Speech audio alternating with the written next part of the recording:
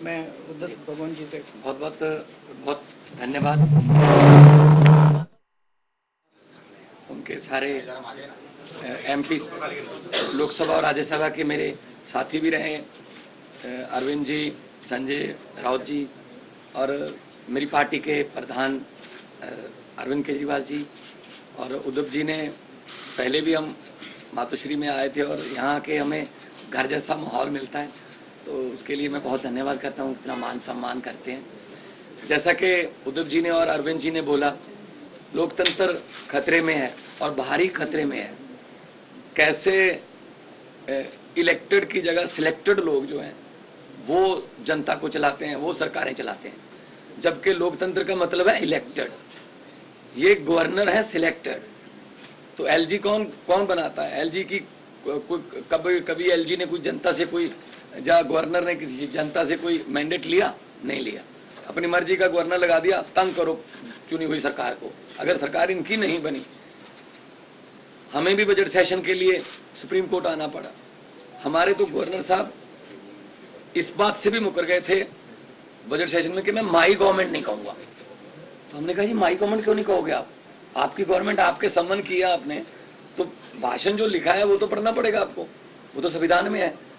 इसके लिए भी हमें सुप्रीम कोर्ट से ऑर्डर लेना पड़ा कि आपको माई गवर्नमेंट कहना पड़ेगा, वरना दिस गवर्नमेंट कहने वाले थे वो। दिस गवर्नमेंट मतलब जो राजभवन है पूरे देश में वो बीजेपी के हेड ऑफिस बन गए हैं, जो गवर्नर है वो स्टार कैंपेनर बन गए हैं बीजेपी के। ये लोकतंत्र नहीं है। गुलदस्ते में एक ही तरह के फूल नहीं हो सकते। भारत एक गुलदस्ता है, हर फूल का अपना अपना रंग है, हर फूल की अपनी खुशबू है। तो एक माला की तरह भारत है, हर माला का मन का जो है वो अलग अलग रंग का है। लेकिन ये चाहते हैं हमारा ही हो सब कुछ, हमारा ही हो सब कुछ, हम ही राज करें। जैसा कि अरविंद जी ने बताया, अगर जीत के नहीं आते, इलेक्शन से नहीं आते, तो बाई इलेक्शन से आ जाते हैं। अगर बाई इलेक्शन से ना आए तो खरीद लेते हैं। तो देश के लिए लोकतंत्र जो है, जैसा कि उद्धव जी ने कहा कि विपक्ष नहीं है हम तो देश को प्यार करने वाले लोग हैं। असल में असली जो विरोधी हैं देश के, वो हैं जो देश को चला रहे हैं, जो लोकतंत्र की हत्या कर रहे हैं, जो हर रोज धज्जियां उड़ा रहे हैं लोकतंत्र की। तो दिल्ली की, उसके बाद आपको सुन के ताज्जुब होगा, 2015 में शक्तियां छीन ली, तब 67 सीट आई थी 70 में से।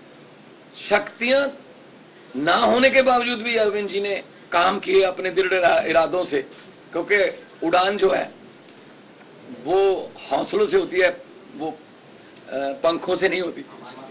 तो शक्तियां छीनने के बाद भी काम किए। 2020 में दोबारा शक्ति दी लोगों ने, 63 सीट्स। अब इनको यही दिक्कत है कि हम लोग अब एमसीडी भी हार गए। अब इनको ये लगता है कि हम धीरे धीरे देश में हारना शुरू कर चुके हैं। तो अभी देश को बचाना है, अगर सभी को इकट्ठे होना पड़ेगा। हाँ, कुछ विचारक मतभेद होंगे कई पार्टियों के देश में, लेकिन देश बचाने के लिए हमें इकट्ठा होना पड़ेगा। अगर देश ही ना बचा तो फिर पार्टियां क्या करेंगी? पार्टियों का प्रधान बन के, मुख्यमंत्री बन के क्या करोगे जब देश ही ना रहा? 24 में अगर ये आ गए, ये संविधान बदल देंगे। और ये जिस तरीके से चल रहे हैं प्रधानमंत्री जी, बिल्कुल आने वाले दिनों में नरेंद्र पुतिन बनने वाले हैं ये। हाँ, ये इलेक्शन ही कराएंगे, ये कहेंगे 35 साल की मैं ही हूँ, बस 40 साल की लिए मैं ही हूँ। तो ये उन राहों पर चल रहे हैं। तो ये बहुत खतरनाक है। देश का लोकतंत्र जो है, देश के शहीदों ने अपना खून का कतरा कतरा, हमारे पुरखों ने कतरा कतरा खून का बहा के ये देश हमको लेके दिया था। ये किसी के बाप की जागीर नहीं है कि ये देश के मालिक बन के बैठ गए।